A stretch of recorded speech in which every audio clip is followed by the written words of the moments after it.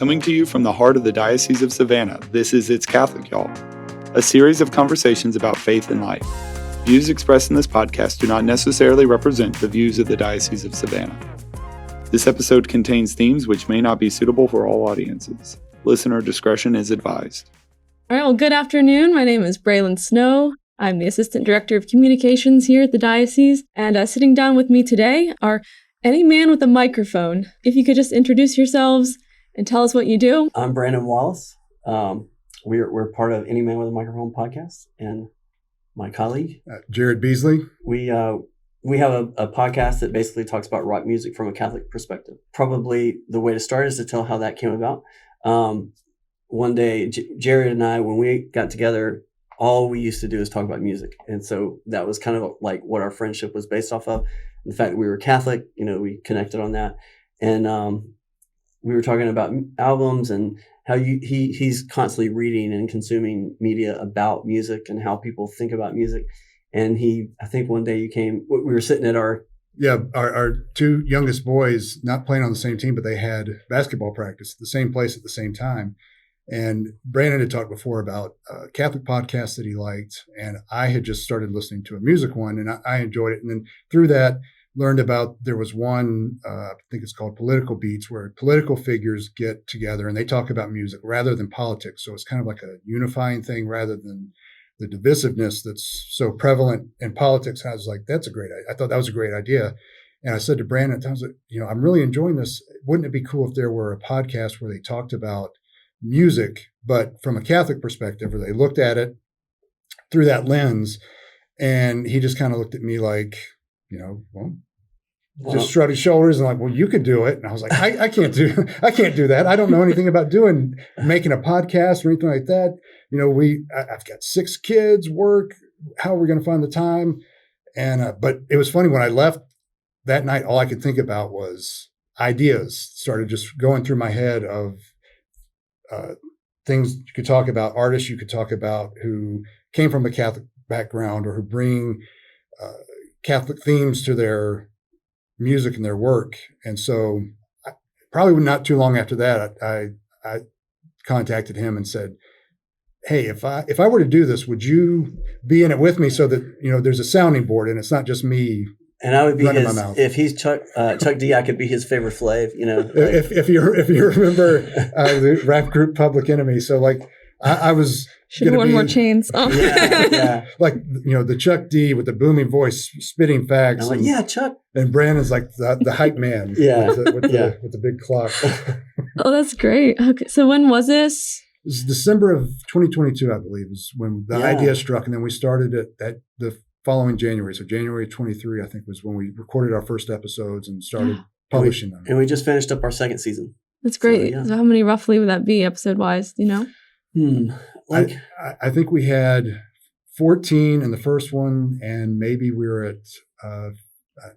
higher than that the second season because we had or something, maybe up to 18, 19, something like that. So that's great.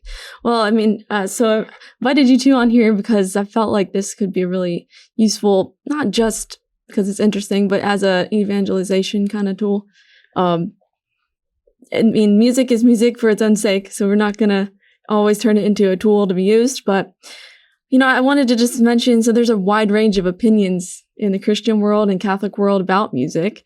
You have some people, and I'm a musician as well. I sing for the cathedral choir, but I also like to jam. So I there's a lot of opinions that you can say. Some people, these are extremes, but only Gregorian chant all day, every day. Hey, we're down with some Gregorian chant. That's cool. That's right. But then you have the other side where it's like, well, it doesn't make a difference. It's just music. It doesn't affect me at all. Right. Kind of, I'm assuming most of us probably fit in the middle somewhere. But I guess tell us how you bring a Catholic approach. How does a person bring a Catholic approach to music, to secular music specifically? Well, yeah, I think music is very subjective. So if you feel that all you should listen to is Gregorian chant and that fulfills you, that's great. You go for it. I do think you have to be maybe selective and discerning in what you listen to. We do focus on secular, generally rock music. I think that's both of our backgrounds, what we grew up with. And it's really the music that speaks to me. And so I think what we do is we try to look for themes. I mean, sometimes we can identify an artist. Well, they were raised Catholic.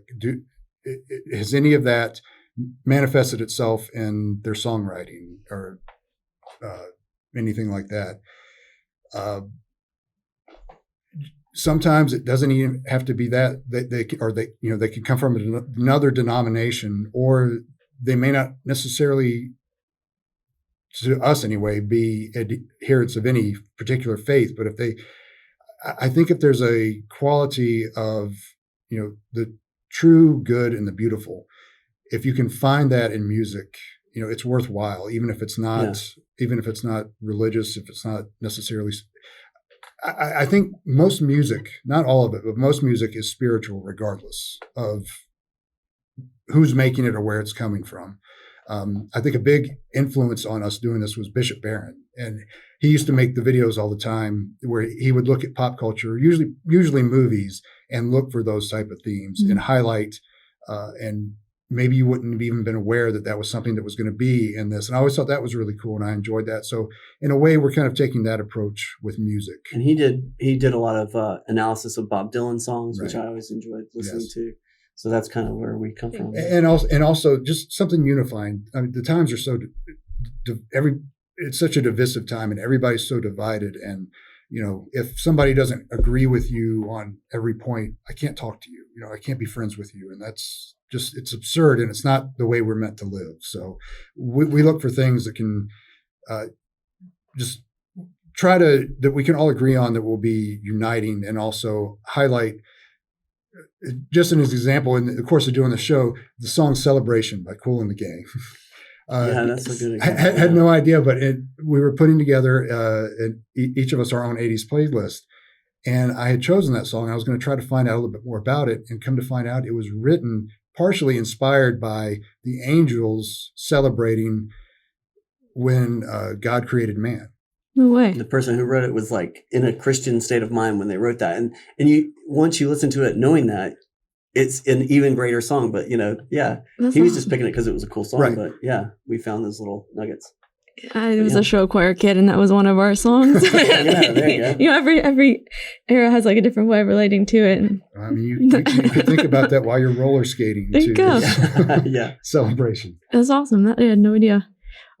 So I guess it goes with the question, but your kind of, I would say, album art for your podcast. So it features a medieval monk playing an electric guitar, which I absolutely love. Can you tell us about how that came about? Well, so I did that art, and we had a number of different little things that I put together. Almost every podcast has like someone listening to headphones. So we did have one version of someone listening to headphones, but I think you said let's go a different way. And so just an idea of I think I saw a picture of an old Bible that had a monk with the letter around it for like the beginning of a chapter or something. And so I thought that was cool. And so I kind of copied that idea, and then thought, well, we're going to be talking about rock music. Let's put a guitar in there. And so he's got an electric little guitar. Wasn't there a Pearl Jam concert poster that had? That was the inspiration. Yeah. And so I guess the letters around it was the Bible picture, but Pearl Jam concert. The art, the color too, was from two different posters. One had a monk, but I don't think he was playing guitars. But. No, but I remember you sent me a copy of the Pearl Jam poster, and was like thinking about using that. Yeah, that's right. That sounds cool. It looks great. It's kind of it raises questions. It's like, what is this about? It's a little mysterious, but it kind of ties the two themes together. Yeah, and that's one thing. Going back to when you were talking, I thought about like. Our podcast is one that we want people who are not Catholic and not Christian to be able to listen to it and not be turned off by it.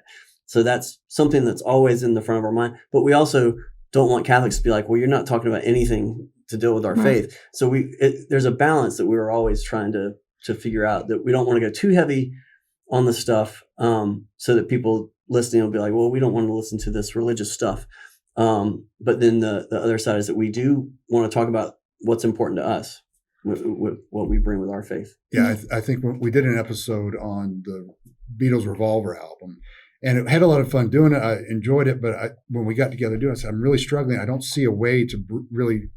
It's hard to bring the faith aspect into this discussion of it, and you had an interesting take on that. Yeah, because in that particular one, there's tons of podcasts about the Beatles, and we're huge Beatles fans, and so I decided I'll just listen to some other podcasts to see what they're thinking about this album and what other people say about this, and within like one of them, like within 30 seconds of it, they were cussing, they were like bringing up really weird stuff that had nothing to do with music and nothing. It was just, and if anything, our podcast, I feel that what we try to do is bring a family friendly atmosphere to this topic, where you can listen to this and you're in the car with your kids. Like I always say that we want to have the daughter test. Like if I can listen to this with my daughter in the car, then it's okay to do it. Right. But anyway, so lots of other podcasts seem to have a little bit, if it's a secular theme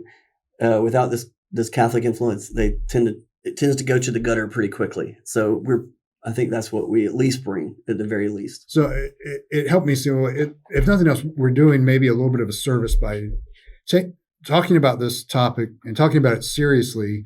But we do try to have fun. We had another episode where we talked about the Beatles, the Get Back, the Peter Jackson, the 3-part thing that was on Disney Plus. And I think it was the last minute, the morning we were going to record. I was thinking about the Beatles movies, and I was like, what if we took the 3 original Star Wars trilogies and we tried to recast them with the Beatles and the people from. So I forgot about that. So we did that. So I mean, we try to have fun with it as well, and that was a lot of fun trying to figure out. Okay, who's Han Solo? And I think we both agreed that would be John Lennon. Even I was like, my least favorite Beatle has the coolest character. But. Yeah. Sounds like it's a good thought exercise, if nothing else, like creative things. Like you said, it's all good, true, beautiful. It gets the mind going instead of just, letting things pass through your brain and then in one ear out the other, right? It gets you thinking. Well, I mean, I don't think there's anything wrong with it, just a really great, frivolous pop song that brings you joy for 3 minutes, that just makes you forget about your problems and, think about, pick almost any Beach Boys song. There are a ton of others. You can even go, less artistic than the Beach Boys and get to, a song that's just like, I love this song and it makes me feel great and it brings me joy for 3 minutes. Yeah. I think that's awesome. And I think if you can experience that in this world, that's fantastic. Like looking at a flower. Yeah. So it's no secret that music can have a really profound impact. I mean, you already mentioned there's a spiritual component, whether it's intended to be or not, on us as individuals, but also as a culture. I really believe that music, because of that, I think God gave it a gift to be able to do that, affect us spiritually for positive, but also negative. It can be, you can influence people to heaven or hell, I always kind of think. So how can people of faith, with that in mind, how can we be selective with what we discern about our consumption? Consumption, we think about the food we eat, but also the consumption of things we're taking into our mind and our heart, spirit. How does a person wade through so many songs to choose from now that you can get on your phone? Right. How do you pick? Well, I think Brandon, for me, mentioned the big thing, like, can I listen to this with my kids? And obviously it's more complicated than that, but at least for us as dads, if I wouldn't feel good with my kids sitting here listening to this, maybe it's not something you should be listening to. Yeah. I think we both grew up in a time in the late 80s and early 90s where you really had sort of that explosion of the explicit content and the warning labels going on and things like that. And of course, at the time as a teenager, I didn't really think anything about it. It was already, a lot of it was already stuff you were hearing at school and so on and so forth. I talked about it in our pilot episode, if you want to call it that, our introductory episode. I kind of stepped away from music, at least rock music, in about 2008 for, I'm not sure how long it was, maybe a couple of years. And I kind of sort of did an extreme thing where it didn't feel right to me then. And I was listening, to kids' music or maybe even a lot of explicitly Catholic artists and Disney music, stuff like that. but at some point it became evident like that's not enough. That's not going to be enough for me. Yeah. And slowly kind of began dipping my toe back into the waters. And then, and maybe that helped me have a different approach to it when I came back to it from where I had been before. Certainly having kids, you can, Mm-hmm. when the songs that you thought, it's like the movie Back to the Future. Like I used to love the movie Back to the Future, but then I sat down with it to watch it with my kids. I'm like, oh, the first word in the movie is like a word I don't want them to hear. So like my 8-year-old son, can't watch this with me. So the same thing with songs, like a lot of the songs that you remember as being really good from your youth, or you don't remember the content that was in it. And I think there is some things we kind of have to be careful with listening to. Well, I was going to compare that to film as well, because obviously there are excellent movies that I like Back to the Future. You're not going to show a kid, but it's still an excellent, redeeming time. Yeah, exactly. So music's the same way, and you might not want your 8-year-old to listen to that song, but that doesn't mean it's inherently unholy or something. Right, yeah. And that's true. I would say, I think there are songs out there. I'm not necessarily aware of them, but if you have an artist or a song that's mocking God or mocking faith, I don't think there should be a problem with questioning. That's, I think, a normal part of the human experience. And so if it just questions everything, I think that's fair game. And I don't think you should avoid that. I don't think personally you should avoid questioning. It's hopefully only going to make your faith stronger and deeper. I think what we've kind of compared it with our kids is it's like if you're marinating in this environment and it's a bad environment, it's a toxic environment where negativity, if it's, everybody feels negativity sometimes, but if you're just really, that's all you're listening to and you're wallowing in that, or anger or any kind of hate, these are all human emotions, and it's okay to hear that sometimes, but if you're really just soaking in that and that's all you're listening to,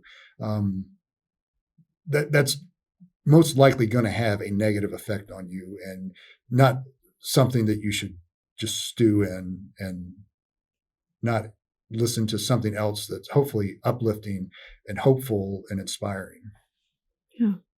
And songs that have like elements like that, again, back to the movie, like I might not let my 8-year-old son watch the beginning of that movie, but I can maybe let him watch parts of it, or so parts of the movie that's redeeming, or part of a song that's redeeming, you can focus on those parts. Well, and I think another thing that's interesting, and I think I've talked about it a little bit on our podcast at some point, a lot of these musicians, particularly certain ones, that they get captured in a moment in time, in a snapshot, and that's who they are for the rest of their career. And like everybody else, they grow. When you're young, I wouldn't want people to judge me by who I was at 19 years old, 22 years old, 25 years old. I don't think I was that bad, but and you didn't have the pressures of being famous in front of crowds and stuff like that. Exactly. And so people grow and people mature, but we have a tendency to, I picked David Bowie. He's somebody who a lot of people I think could look at on the surface and be like, well, you should avoid David Bowie. But I don't think that at all. I think over the course of his life, he was always searching. Now, whether he found the right answers or not, I can't say. But to me, he's a fascinating individual who made some fantastic music. Some of his music, some of the aspects of his life have been troubling. There's no doubt. Most of these people that we talk about, they're not, they're not to be held up as examples. But we're not interested in the sordid aspect that so much of the mainstream media or pop culture wants to know all the dirty details. We're looking at the creativity. We're looking at art itself, at the work and what is able to do. So they can create something that's inspiring or lifts your spirit or makes you feel something despite any problems they might have had. So I look at David Bowie, and he's kind of captured into the Ziggy Stardust phase from the early 70s. He did so much more after that. And for me, what really made me a huge fan is after Freddie Mercury died and they had the tribute concert, in Wembley Stadium in the early 90s. He was performing with the rest of Queen behind him. I think he did Under Pressure with Annie Lennox. And then he did the song Heroes. And at the end of Heroes, he started talking about, people who are dying from this disease. And he got down on one knee and he said, the Our Father in Wembley Stadium. Yeah. And he took a lot that did not go over well. Yeah. Like with the British press and I think even fans, they all thought David Bowie's lost it. He was great, but he's nothing now. I mean, and he recovered from that, but I just thought that was such a powerful witness in that setting to do that and to humble himself and get down on his knee and say that and to be willing to take that risk, just in my estimation, made him shoot up for me. So, and then we talked in our last episode, we did a review of 5 recent albums that came out, and and 2 of them sort of tied in together. We talked about Pearl Jam, which they were, massive in the 90s, like even bigger than Nirvana. People, I think, kind of forget that they sold better than Nirvana. And I was a fan, but then after a certain point, I was like, I don't know, this just isn't connecting with me anymore. But you remained a fan. Yeah. They lost me the album before this one, but yeah. But as we were talking about the review, and it was funny how it all came together as we were recording. I hadn't really thought about this. Again, like what I was talking about. So in the early 90s, they were young. They were kind of angry. And I was thinking about Eddie Vedder's headspace. Kurt Cobain's killing himself. Other people are dying from drug overdoses. Every thing he does is being parsed and analyzed. And so, yeah, he made, their second album was called Versus. And yeah, it's a confrontational album. And they were angry and confrontational and then got musically and lyrically. And then got kind of weird. Yeah. And that's when I was like, okay, well, I'm checking out. And I never really went back until, as part of an exercise early on, we thought we'd look at 4 bands from that time, and Pearl Jam was one of them. And I went back and listened to some of the later stuff, and I was like, okay, well, there is something here worthwhile and mature. And so then when their latest album came out, we looked at it, and we both loved it and thought it was great and really liked. We both gave it 10s out of 10. Yeah. Yeah, it was actually very good. It just came out. Yeah. And there is a clean version available also, I think, on most streaming services. Which would not have happened in the 90s. Right. So there are a couple of songs that have some word. I mean, thematically, it's fine. There are a couple of words that are dropped here and there, but there is a clean version available. So that's what I listen to.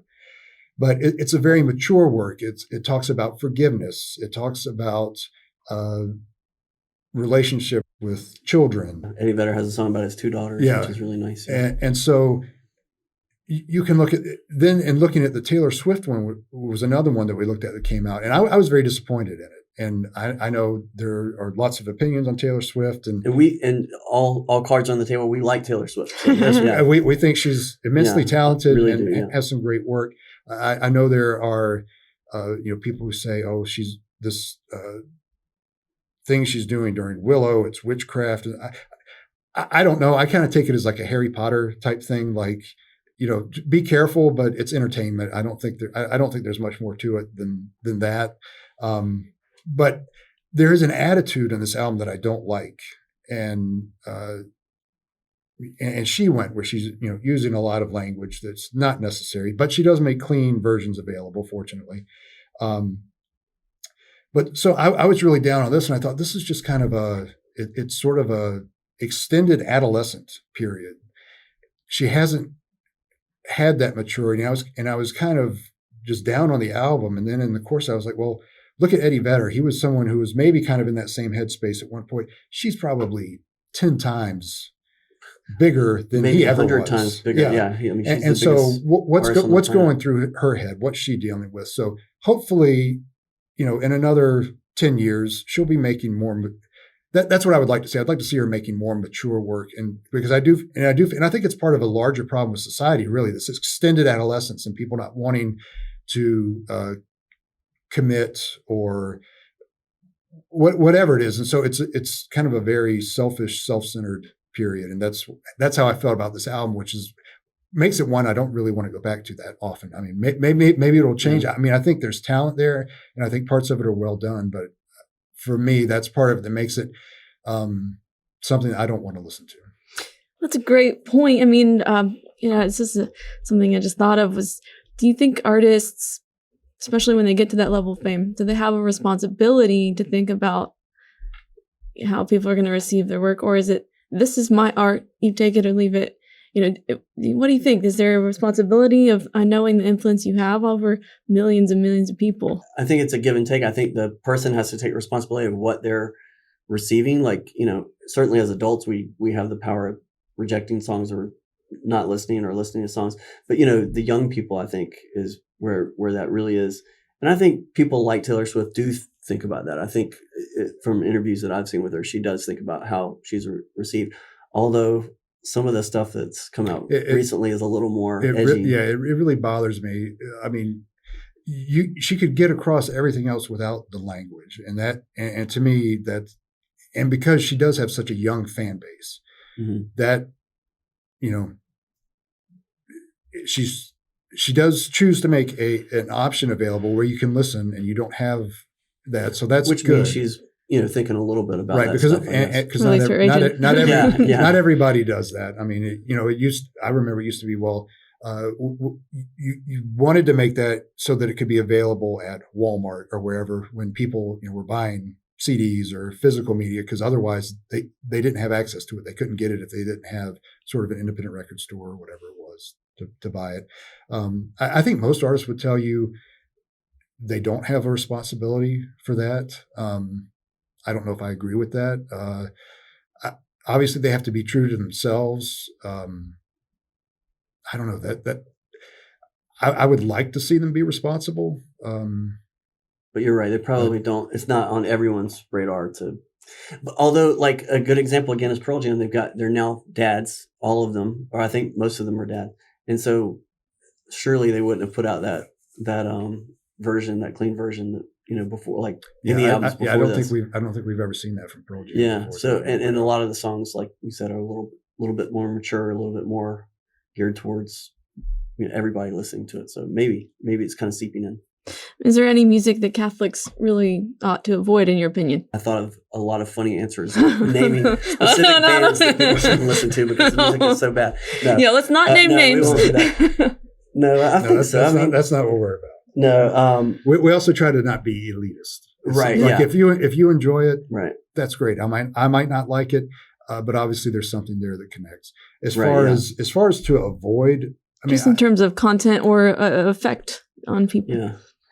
I touched on it a little bit earlier. I think if you're wallowing in negativity, hate, anger, those are not that you don't need to be just marinating in that stuff. It's not going to be good for you. I think if it's mocking faith, God, anything to do with that, if it's mocking it, then that's a problem and should be avoided. Again, like I said, questioning, and like you said, you can have some troubling aspects to art that, okay, that's not appropriate for kids, but it could be, I'd say another album that we talked about, St. Vincent's, All Born Screaming. I don't necessarily think there's any language on that, but she's an artist. She's another artist sort of like David Bowie, a very talented guitarist and songwriter and a very good singer, but sort of in that, art rock type thing. And there are things about her that, don't line up necessarily with our even Catholic the name, faith. Calling herself Saint Vincent, which is interesting. Which is taken from a line in a song about St. Vincent's Hospital. So it's not like she's trying to appropriate right. Yeah. that necessarily, but she just, one of the albums we reviewed called All Born Screaming, and it's her message on that. The overall theme is basically life is hard, life is tough, there's suffering, there's loss of loved ones and all these other things, but ultimately life is beautiful and it's worth living. So I don't necessarily think there's any content in that album itself that's objectionable. Maybe she has on previous work, but this may be one that somebody would look at and say, well, maybe you shouldn't. maybe you shouldn't listen to that. But it's a very positive, good message and theme that's being put out there with that album that I thought was really cool. Yeah. And I think all these albums that we were talking about, like you can listen to them on the surface, you can hear, oh, they got bad words, I shouldn't listen to it. But like a lot of them you delve into, and some of the messages are really deep and really human, so these artists touch something deep inside them. And often that speaks to me, at least when we're listening to these. Yeah. I mean, I think we all, at least if our consciences are formed as we should, and we have that's where we have the responsibility to form our conscience. We're going to know if a song is like maybe inflaming the passions, or like if we're trying to encouraging vice over virtue kind of deal. It's like the struggle with those things is part of our faith. We read the Bible, you see King David, you have the Psalms, you have everything under the sun basically mentioned in there, grappling with the realities of life. But if I do think it's when you listen and you're like, there's no turnaround ever in this song. It's like it's just about do what makes you feel good and then nothing else.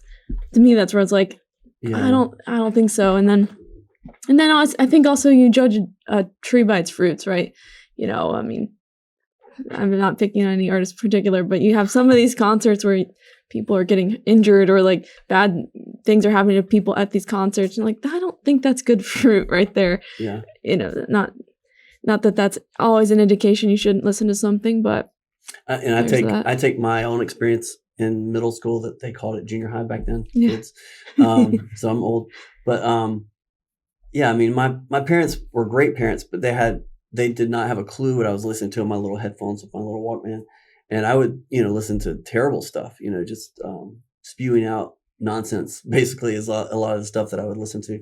And so I think we all, as Catholic parents, particularly, two Catholic dads, we do our podcast, we try to have our hand on the pulse of what our kids are listening to and be involved in our kids' musical life.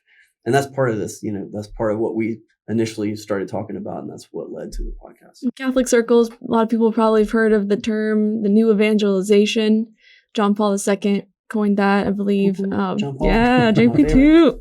And he's talking a lot about the culture, evangelizing the culture using media. And, that's been going on for a couple of decades now, but we're kind of, I think, in this kind of height of technology, what we can use to get the word out.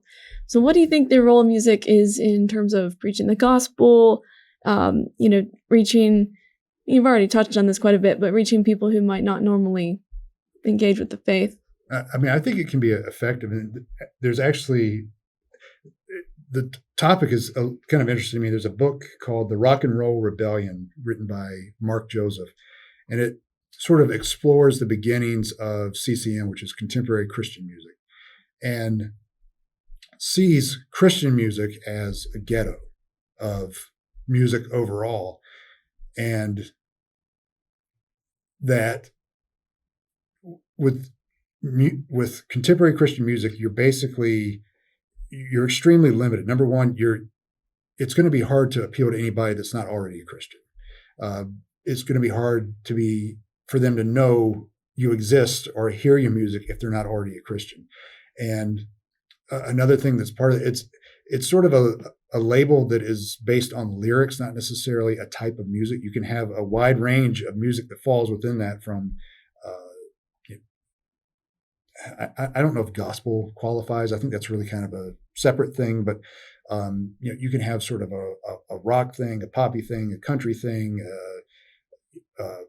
mid-tempo ballad type music that would fall into that. But it's all basically praise and worship, which is deserving and it is great and certainly has a place. And there are artists who don't fall within that, who make songs that are praise and worship, but aren't necessarily thought of that way. But you can't explore anything outside of that within CCM. If you have questions, if you talk about struggles, all the things that we as human beings experience in life, it's not welcome in that environment. So it's really limiting. I mean, some of the people who make it are very talented. Some of the music is good, but it's not anything it doesn't really connect with me. So I do like some of it, but for the most part, it's not. It just doesn't appeal to me. It's not what I'm going to listen to. I like a much more integrated approach, and I think I think it'd be much more effective. I mean, I don't have any stats or anything to support that, but I think of artists like Johnny Cash or U2 or Bob Dylan or a newer one that Brandon was a big fan of and introduced. Well, I was aware of, but it got me deeper into 21 Pilots or Owl City. These are bands who or artists who kind of have a faith at their core and at their center, but and it's a big component of what they're about, but it's not all that they're about.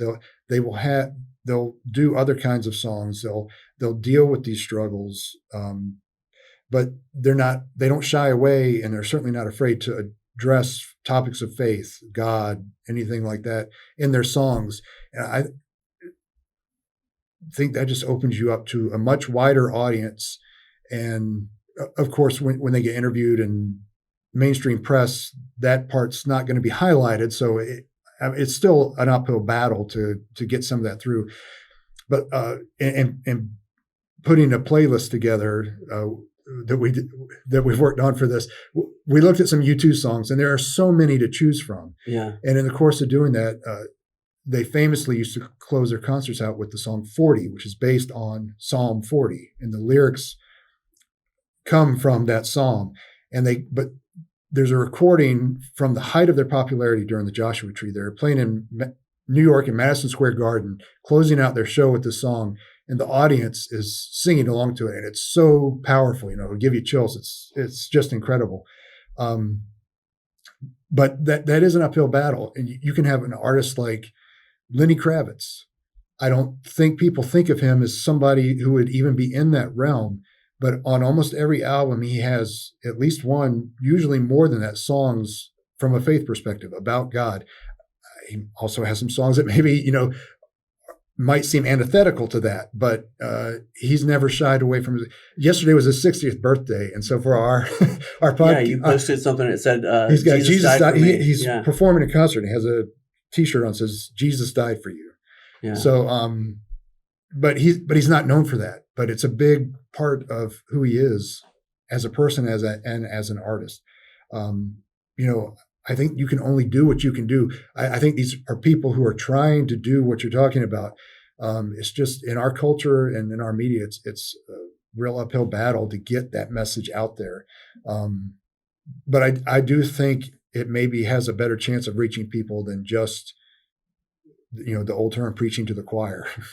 Yeah, and like with 21 Pilots, like I was so surprised after I really went into their lyrics. I was like, wait a minute, what, are they being sarcastic, or what are they being anti God? But because there's a lot of talk about God in their songs, and then light and darkness, and choosing good over bad is a big theme for them, and choosing good actions, which is not what other songs are about these days. And so that was such a nice surprise. So I think that's exactly what JP2 was talking about. I mean, they're not Catholic, I don't think. They might have grown up Catholic. I think one of them might have grown up Catholic. But I mean, he talked about bringing every profession, like bring your Catholicity or your faith to that profession, and do it any way you can. And I think that's what they do. They kind of, it's slightly veiled, but not all the time, right? So, and it really talks to me when I listen to their lyrics, and same with U2, and not U2, the band U2. Thank you.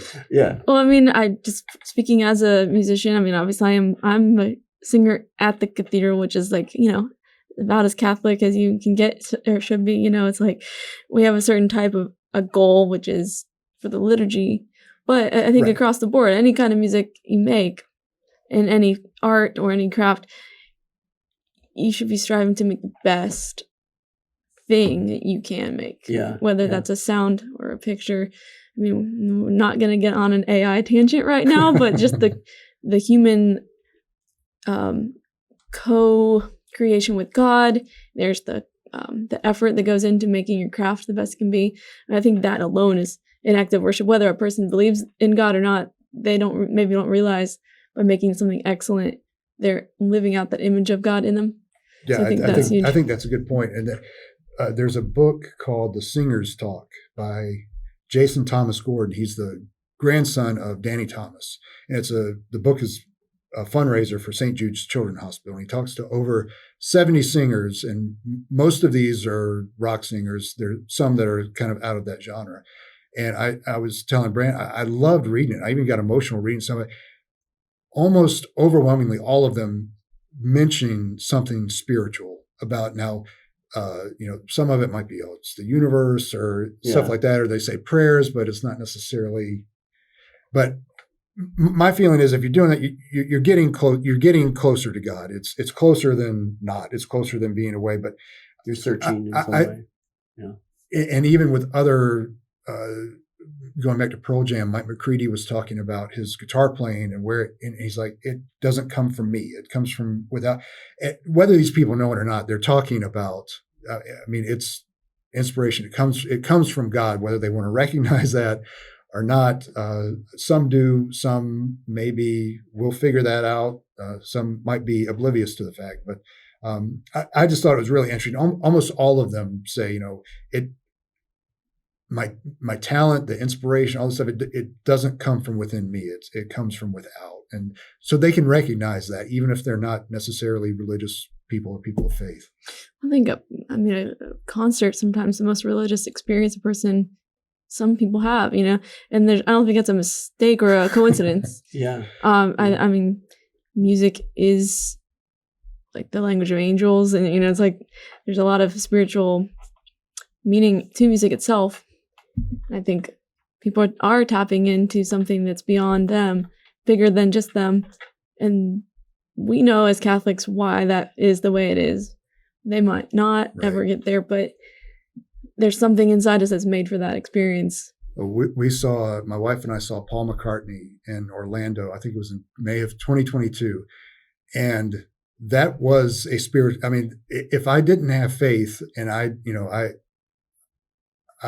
had not been raised or formed properly and that was the closest thing to a religious experience you could have, like outside of religion. It was just all these songs that were performed that are just part of the fabric of our culture. Yeah. And everybody knows the words, and everybody's singing along. This mass of people who are all, there was no fighting, there was no pushing, there was no shoving. There was, everybody was happy to be there, and it was a celebration, and it was phenomenal. It was a very moving experience. Yeah.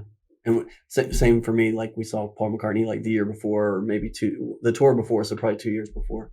And same thing. It's like you're tapping into something very close to God, because that's where it comes from. That's the goodness. Anything that's good, true, and beautiful, right? It comes from God. Like, whether people recognize that or not. Yeah.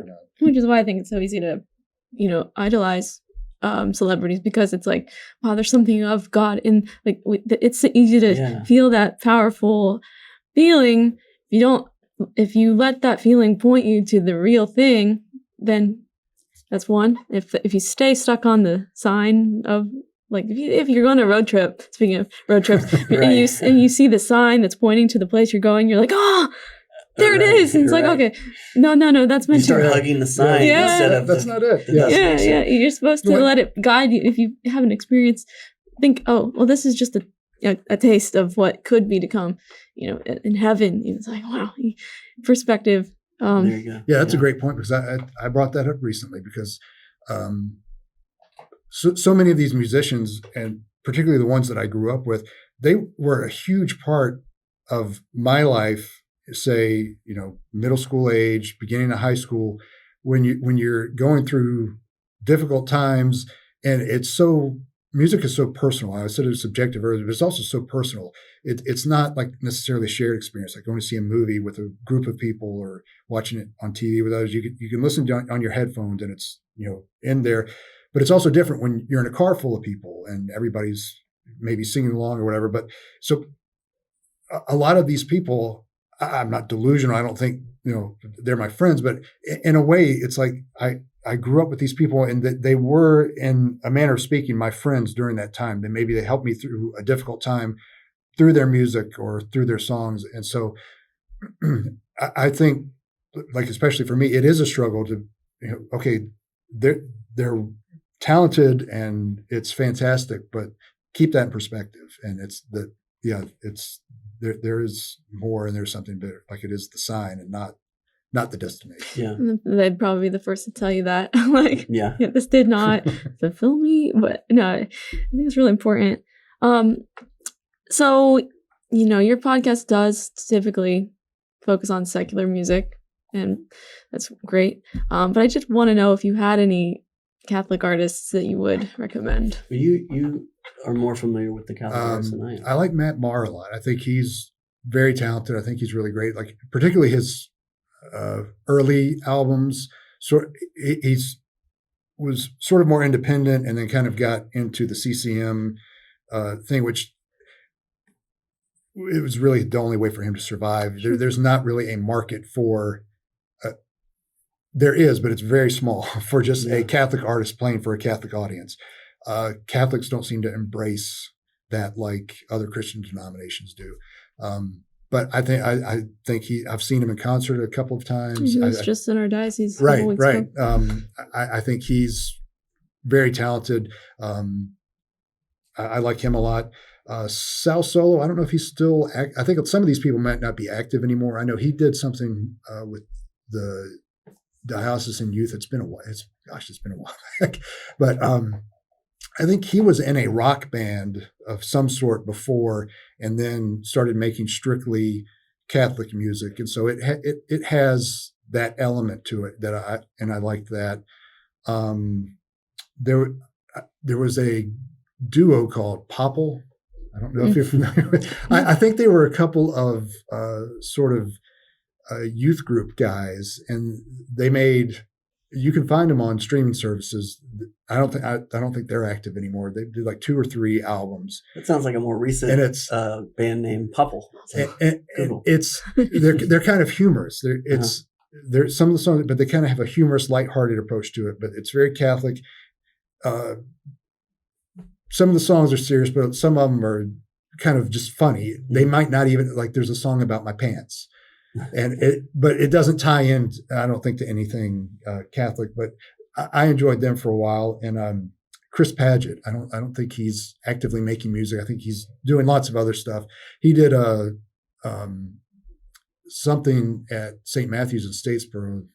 Gosh, I don't know. It's been a long time ago, but it might have been like preparation for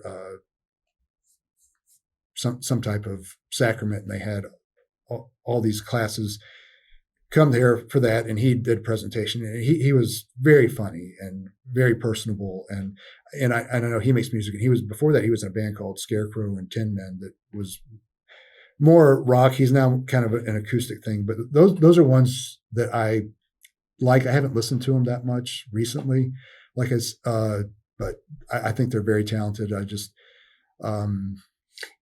a big thing for us is people who were former Catholics, like a lot of people that grew up Catholic. There are a lot of those. A ton of those, which is interesting. And we always focus on that because it seeps into the lyrics. It seeps into their music a little bit. So it's always interesting to think, well, did that seep? Like Chris Cornell's a really good example for Soundgarden and later Audioslave.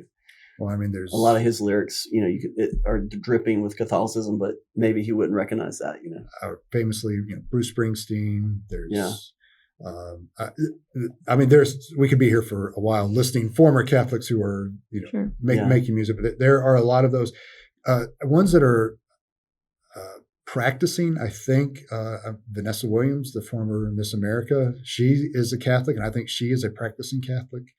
I don't know if Gwen Stefani is.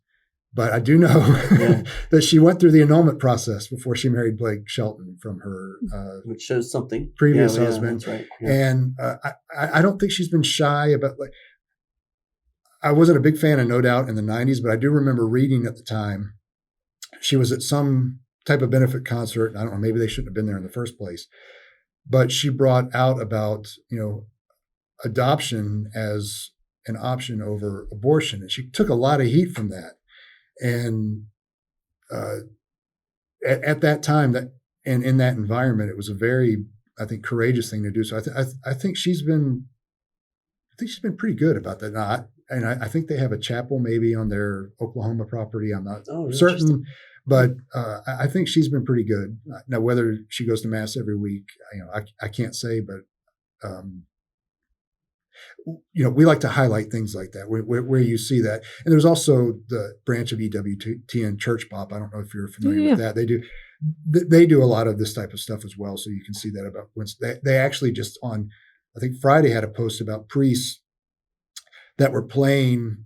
They do music, at a church, but they played at this club and they played just secular songs, and there were nuns there. And I mean, even some songs that you wouldn't think of. That sounds like a lot of fun. I would like to have gone. And it sounded great. And I think they do this. It's I think around the Washington D.C. area, and they do it once a year. They go to this club and they play just like one of the songs they did was "The Middle" by Jimmy Eat World. And yeah, I think I saw that on Instagram. Cool. I mean, in some people definitely have a problem with that kind of approach to getting engaged with the culture, but I mean, from my perspective, I think it's almost a necessity. And if you have that charism or your calling to interact with, mainstream culture, I don't think that's everyone's thing. I think, a cloistered nun should be a cloistered nun. What? Yeah. Some people really are called to be completely we need separate. all of it, all the above. Yeah. We need all the forms of absolutely. evangelization.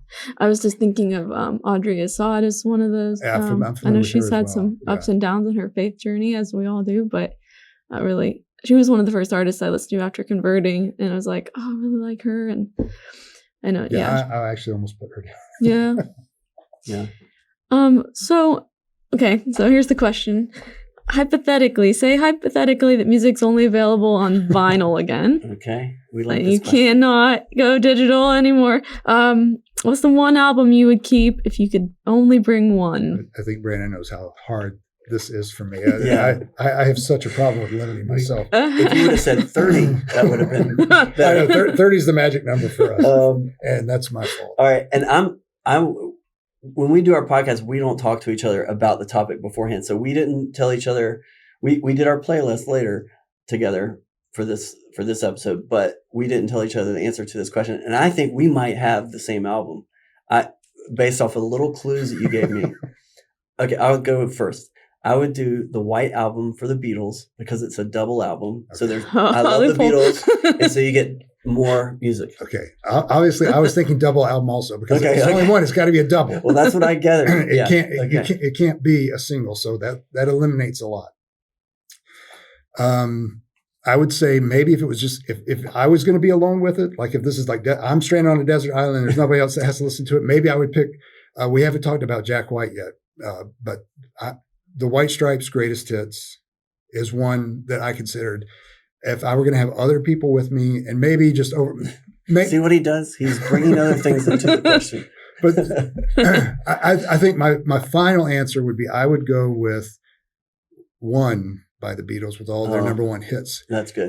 Because that way you can have everything from the early to the end. Okay. So, because you also have the Red and Blue albums, but then you either have just the early Beatles or the later Beatles. So he's bringing a record that's 7 feet wide. Like you didn't clarify. If there's any way to do it. So I think my final answer would be One by the Beatles with all their number one hits. But it's not that we're on a desert island, so that means that we can actually come over and listen to each other's albums. Oh, so it would be good if they weren't the same. That's right. What would your album be? Did you think? Goodness of your gracious! Answer? I did not think of an answer for this question. Well, see, you're the questioner, but we've done it on you. The table is. You think it through. Maybe by the end. No pressure.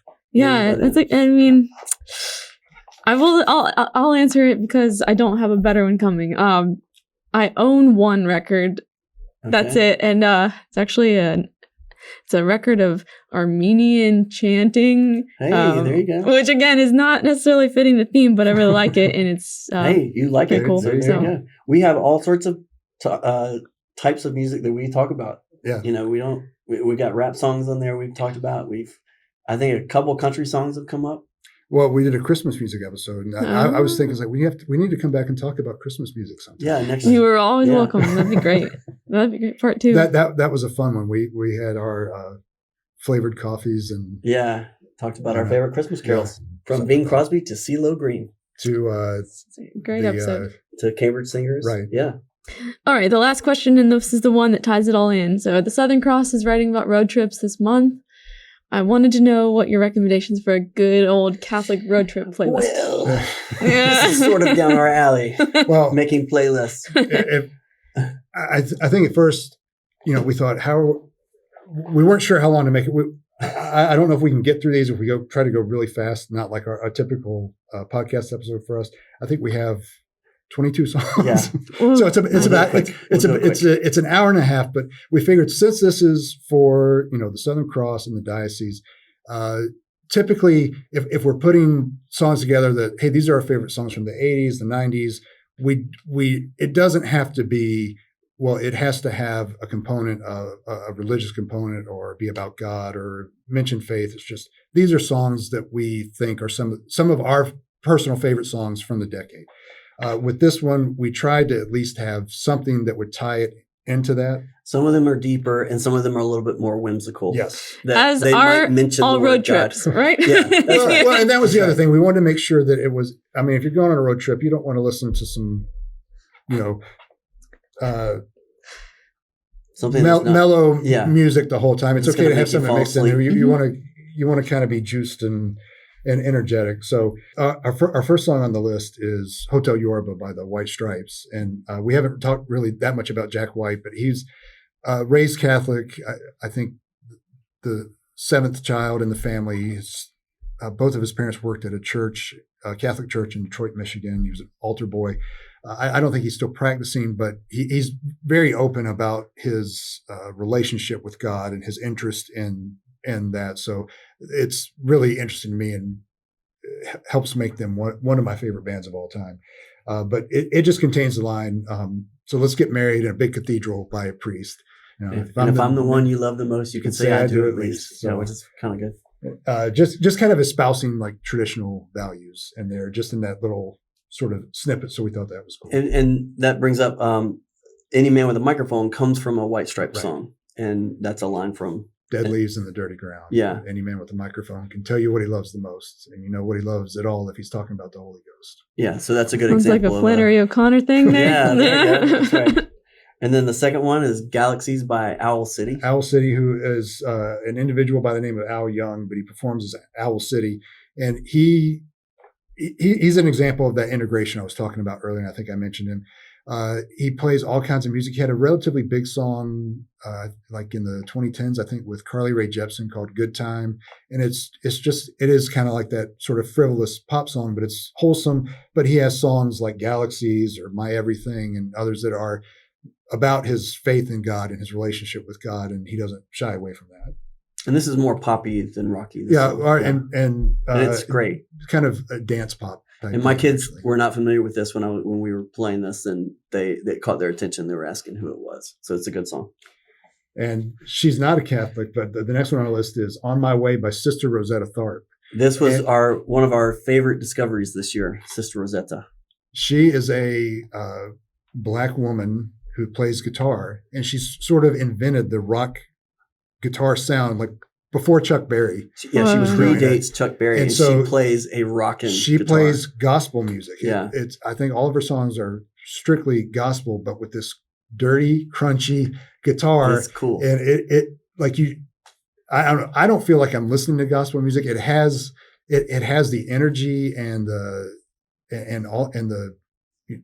the subject matter and the praise and the worship of gospel music, but also with the sound and the drive of rock music. Yeah, like early rock music. Yeah, it's really awesome. A good description. So if you're not familiar with her, she's worth checking out. And certainly, you should not have any problem with Sister Rosetta's music. Right. Yeah.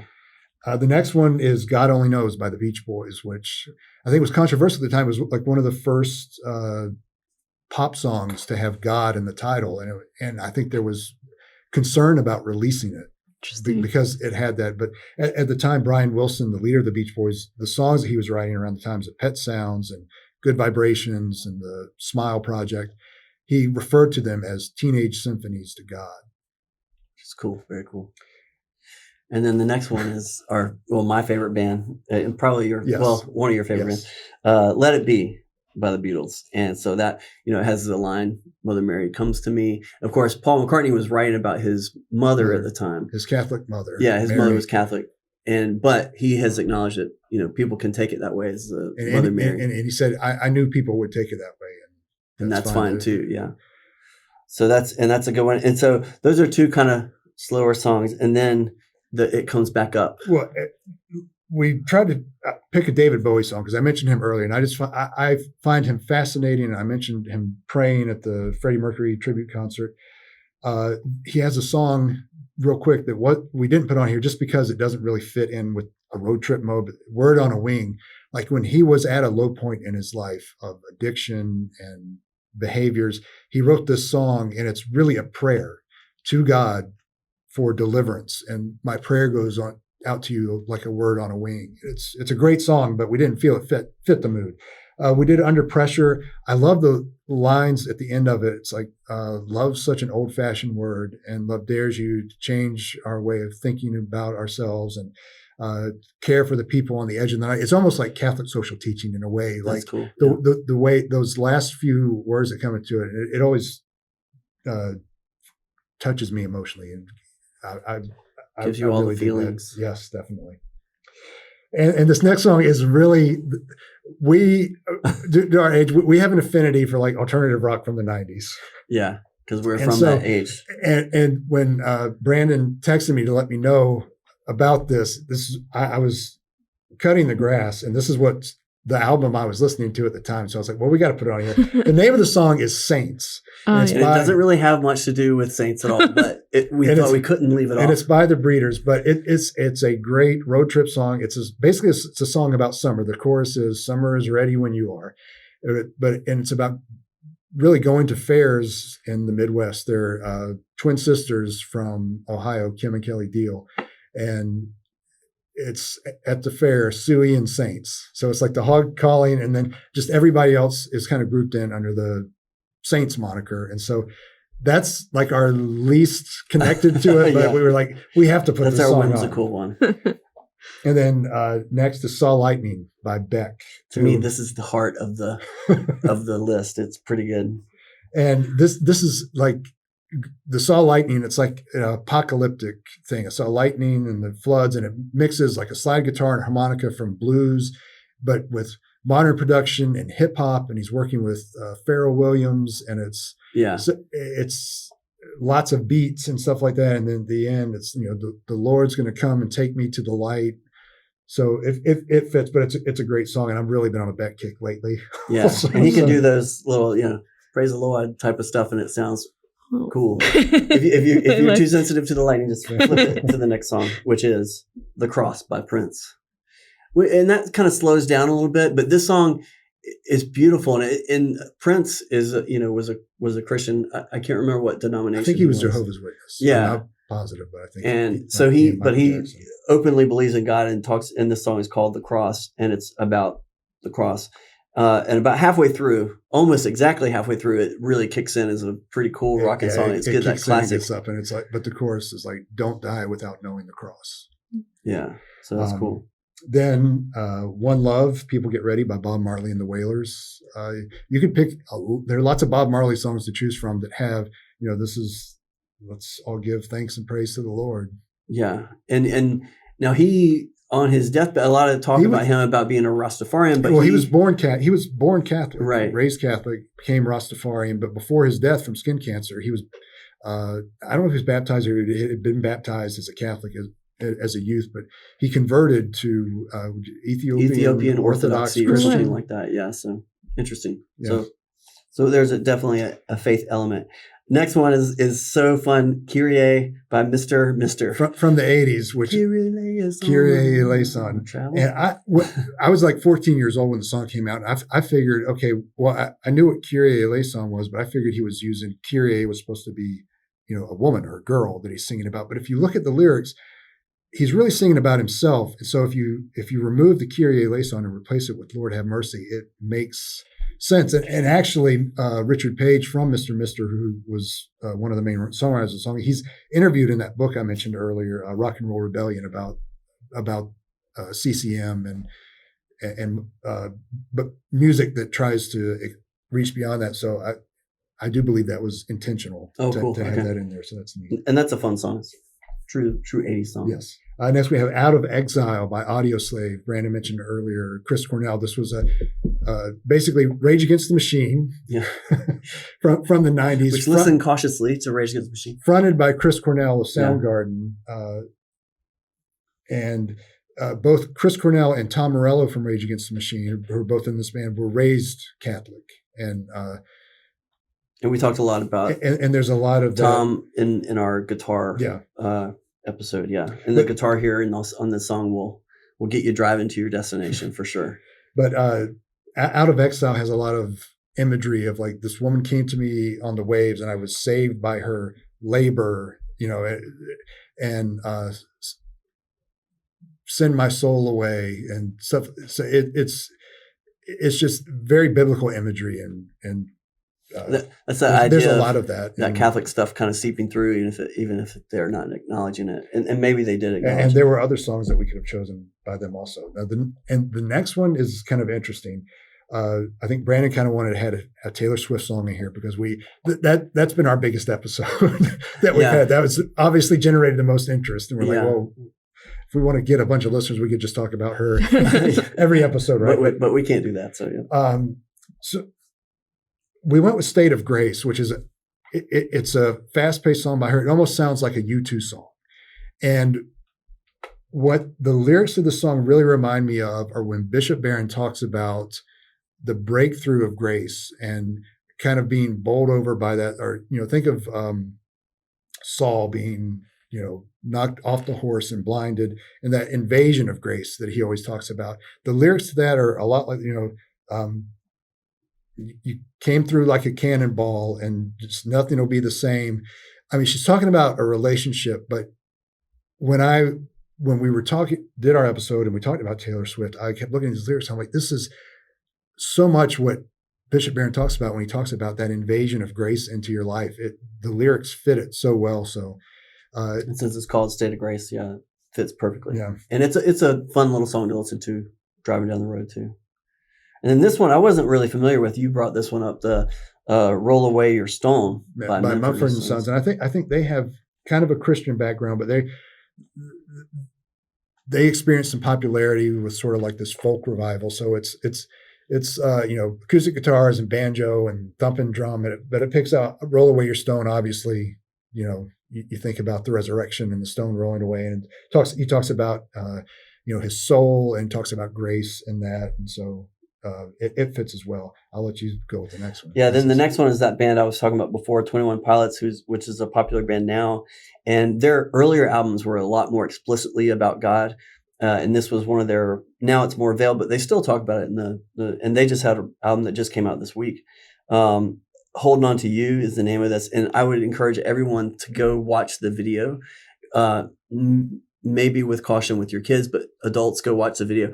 But it's interesting because the band is being danced around by all these skeletons.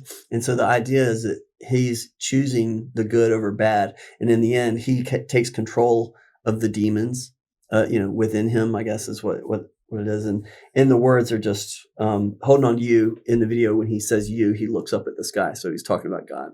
So it's about holding on to God. And I love that band. I think you could really delve into their lyrics. So, and the next one's Bob Dylan. And we haven't really talked about Bob Dylan, saved by Bob Dylan.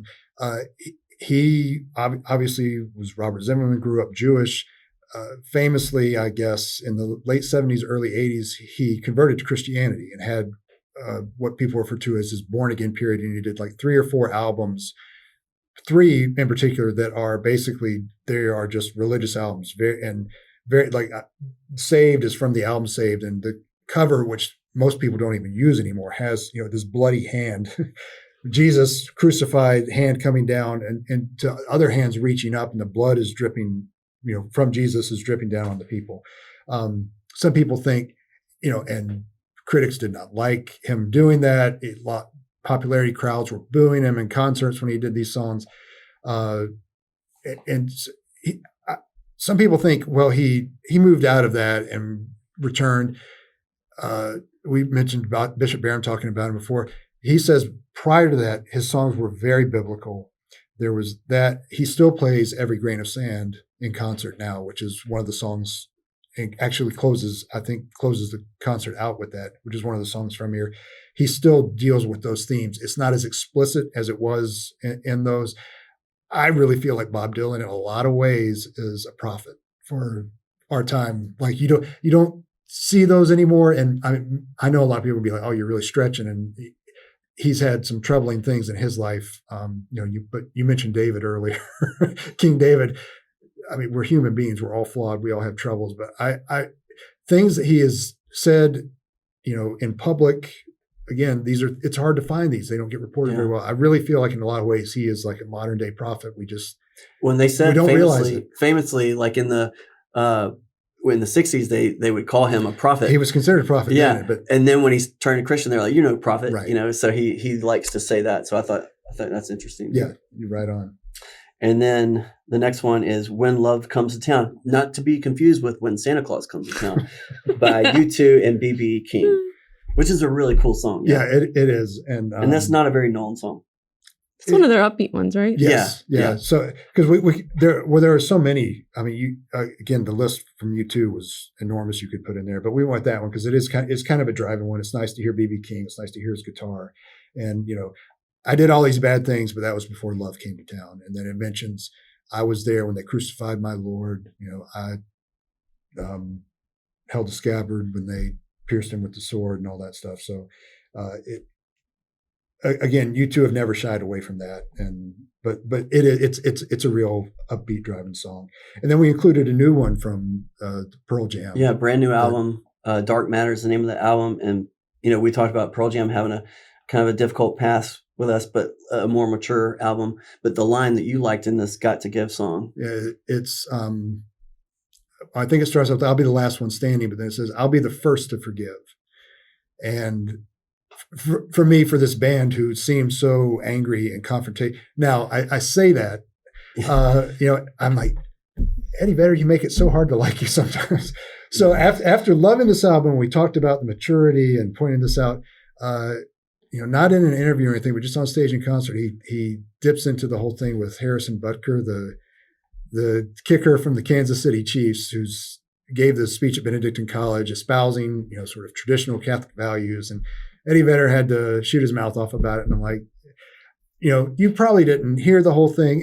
And I honestly, I haven't read the whole thing. I mean, generally what I saw, I think is good. I don't think he was necessarily saying anything confrontational. It's like, what matters the most is your legacy is your family, not whatever you're doing, being whether it's a man or a woman. I don't think it was being specific to, women will be most fulfilled by raising a family. It same goes true for men. And I don't think that's what he was saying, but anyway, so it's just like, sometimes the political stuff with Pearl Jam gets in the way, but this is a great song and it speaks to forgiveness, which is a nice theme. Right. Yeah.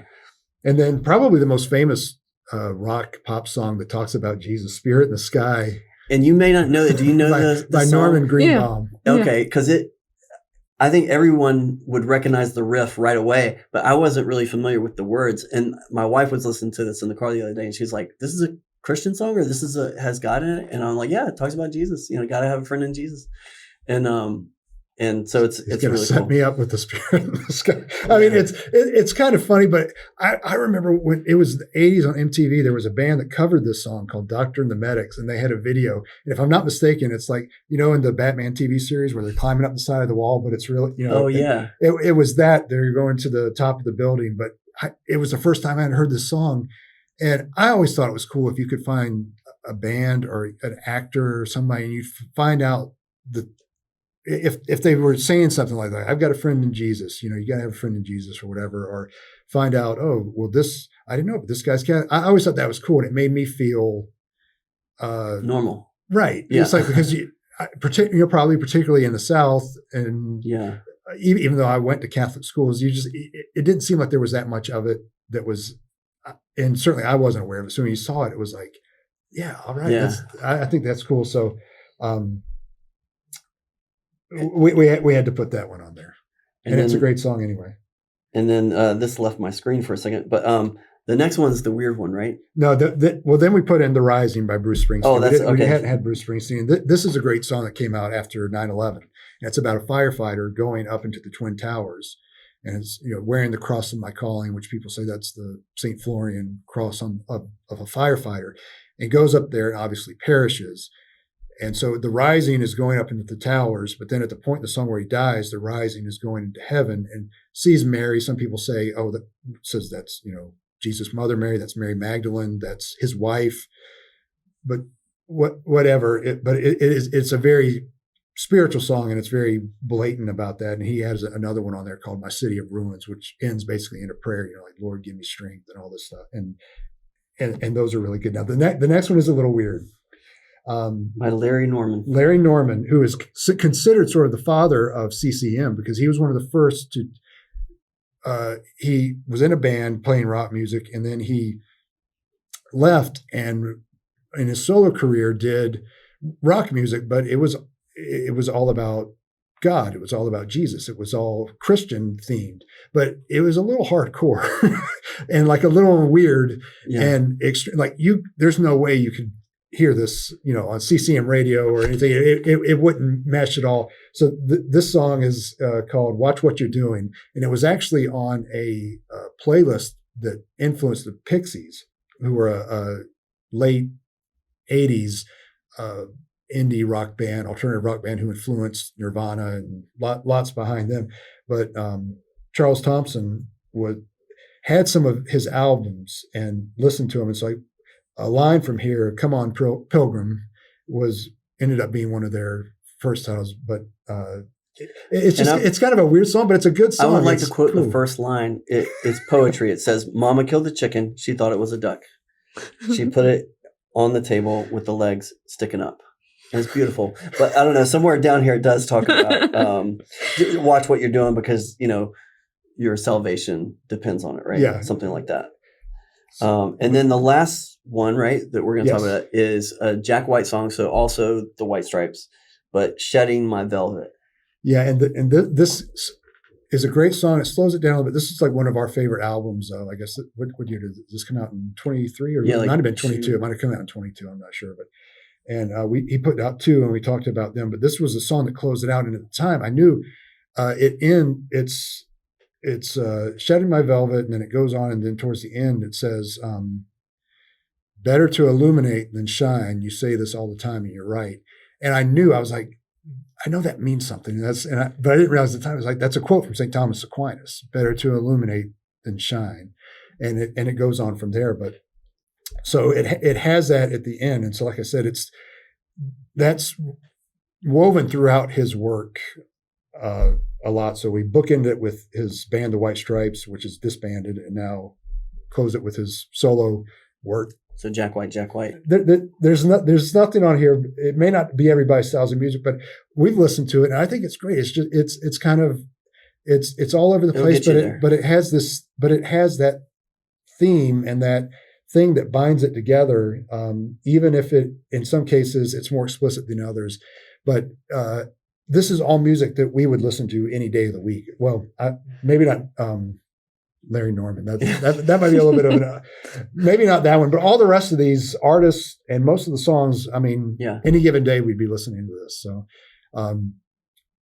but I think it has made us, you think more about what you're listening to, and you look for things, and you may not even be aware that they're there. Yeah. And we can make the playlist available for, like, if you guys want to post it somewhere, and we'll definitely post it on our social media stuff. So yeah, if you just search "Any Man with a Microphone," I believe we're pretty much on every platform. We do have a Facebook page, Instagram page, and started to say Twitter X page. I don't know how much it's seen. We would like things to be a little more interactive. We'd like to know what people think. I did see somebody, I posted about our, a link to, hey, find out what we think about the latest Pearl Jam album, where we think it ranks. And somebody did respond and say, I think "Waiting for Stevie" is one of their best songs ever. So cool. we'd like to see more of that. I mean, we've been downloaded in over 50 countries, like over 440 cities. I don't know. We don't know if that's good or not. We're just two guys. We're just two dads sitting at a dining room table talking about having music. Fun, talking about stuff that interests us, and we hope it interests other people as well. Well, that's great. I was gonna say we're happy to have people interact with our posts too. If people are gonna be listening and they want to share, your favorite Catholic playlists or just things you think would be helpful to add to the list, please comment once we post this. This was great. Brandon, Jarrad, thank you so much for being on the show. Thanks for having us. Thank you. And It's fun. hopefully people will go check out your podcast. Yeah. Hope so. And we hope that they get out of town and listen to our playlist on their road trip. Absolutely. All right. Safe travels, everybody. Thank you. This has been an episode of It's Catholic, y'all. Visit us at diosab.org or on our Diosab social media platforms for more.